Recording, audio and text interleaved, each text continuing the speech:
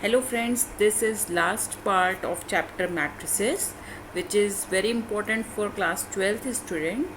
Now if you like my video, do subscribe my channel and press the like button.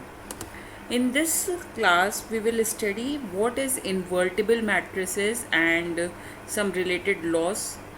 Also we will do one questions so that you people are clear with the concepts. Okay, अब कोई matrices invertible कब होती है? Invertible matrices होने के लिए उस matrix का इन्वर्स एग्जिस्ट करना चाहिए. इन्वर्स मतलब क्या होता है? अगर हम कोई दो मैट्रिसेस को मल्टीप्लाई करें तो उसका मल्टीप्लिकेशन मेरा आइडेंटिटी होता है, तो हम कहते हैं ए का इन्वर्स बी है और वाइस वर्सा, मीन्स बी का इन्वर्स ए है.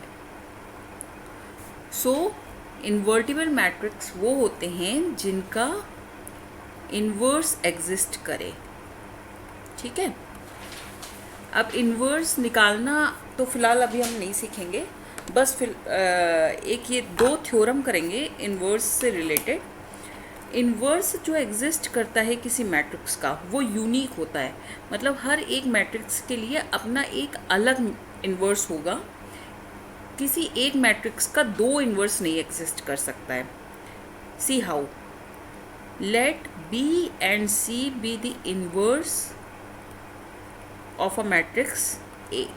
ओके, अगर इन्वर्स होगा तो A B is equals to I होगा, as well as B A equals to I होगा. अगर इन्वर्स एग्जिस्ट करेंगे तो मतलब ऑर्डर उसका मैटर नहीं करता है कि हम ए बी से ए को बी से मल्टीप्लाई कर रहे हैं कि बी को ए से. ओके, और याद रखिए इन्वर्टिबल मैट्रिक्स हमेशा स्क्वायर मैट्रिक्स में ही होता है. स्क्वायर मैट्रिक्स के लिए आप पार्ट 1 देखिए, स्क्वायर मैट्रिक्स किस तरह की होती हैं. ठीक है, एंड बी सी भी इन्वर्स है तो A C is equals to C A is equals to I होगा.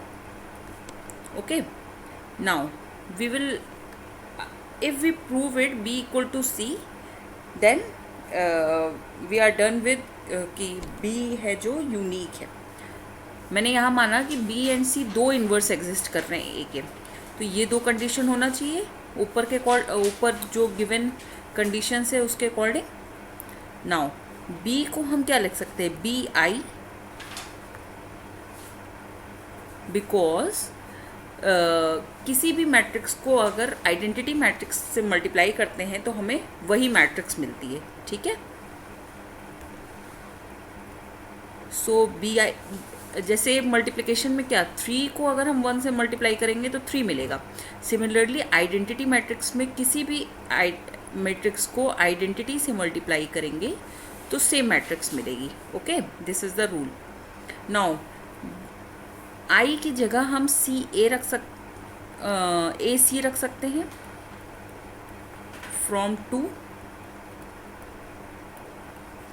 ओके, यहाँ पे 1 ले लीजिए, यहाँ 2 ले लीजिए. सो हम बी ए सी लिख सकते हैं. क्यों? क्योंकि मैट्रिसेस में एसोसिएटिविटी लॉ होल्ड करता है. देखिए ए बी सी, अगर हम बी सी को मल्टीप्लाई करके फिर ए से मल्टीप्लाई करें तो is same as A B. First you multiply A B, then multiply it with C. Okay, so in associativity law you can write it, associativity law. okay, now BA की जगह आप क्या रख सकते हो? I C from 1.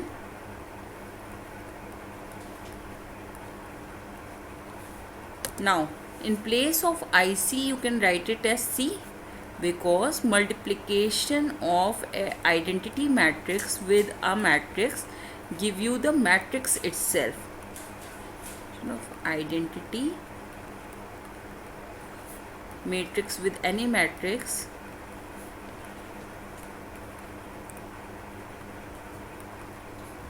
gives you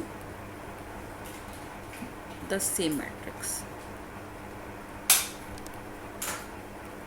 Okay, so we got it, B equal to C. लेकिन हमने ऊपर माना था B and C are different inverse, so हमारा assumption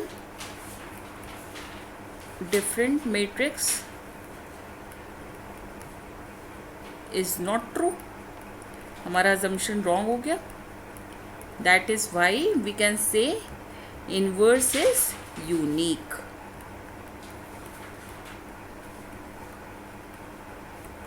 okay, now one more thing. जैसे हमने ट्रांसपोज में पढ़ा था पिछली पार्ट में, 6th पार्ट में, कि A B transpose equal to B transpose A transpose होता है. सिमिलरली ए बी का इन्वर्स निकालेंगे तो वो इज इक्वल्स टू होगा बी इन्वर्स ए इन्वर्स के. See how we will prove it. Now अगर ए बी एक मैट्रिक्स है, उसका इन्वर्स क्या होगा, A B inverse. Okay, inverse से मल्टीप्लाई करने पर क्या होगा, आइडेंटिटी मैट्रिक्स आएगी. Now multiply both sides with A inverse. with A inverse. Okay, so what you will got, A inverse AB. जो चीज़ हम एक तरफ मल्टीप्लाई करते हैं वो इक्वल के उस साइड भी मल्टीप्लाई करते हैं, जिससे कि हमारी जो पहले का कंडीशन है वो फॉल्स ना हो. ठीक है, अब यहाँ एसोसिएटिविटी लॉ से हम ए इन्वर्स ए को एक साथ कर लेंगे और बी को अलग, ए बी इन्वर्स को as it is we will write A inverse I is equals to A inverse. You write the reason, associativity law. Okay, A inverse A will give you identity matrix because multiplication of an inverse with matrix will give you identity matrix. IB, AB inverse is equals to A inverse. Now IB will be equal to B because multiplication with identity matrix will give you matrix itself. So it will be AB inverse equal to A inverse. Now multiplication of both sides with B inverse.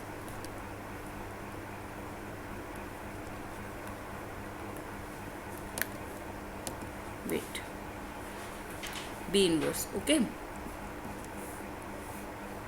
so it will be B inverse B and AB inverse, which is equals to B inverse A inverse. Now B inverse B, you will write it as I,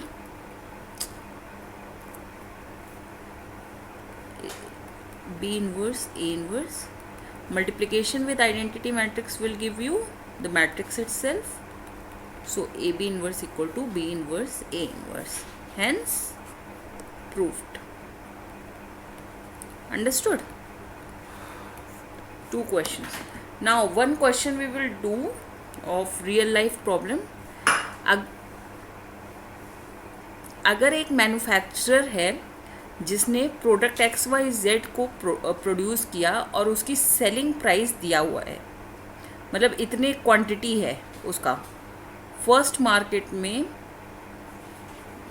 first product X product 10,000 की cell होती है, 2,000 की Y product की और 18,000 की Z product की. Similarly for market 2.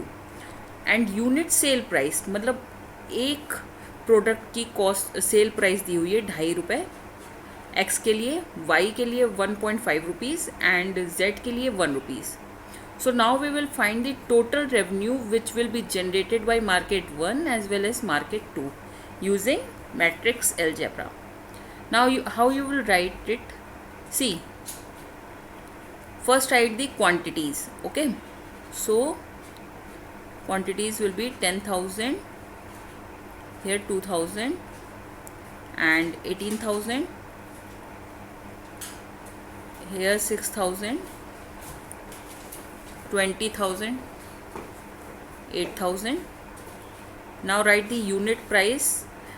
See, this matrix is of order 2 cross 3.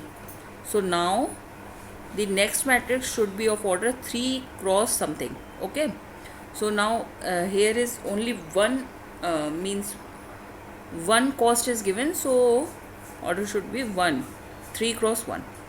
Now 2.5, 1.5 and 1 rupees. When you will multiply it, you will get answer as 46,000. 46,000 and 53,000. This is the revenue generated by market 1 and this is the revenue generated by market 2.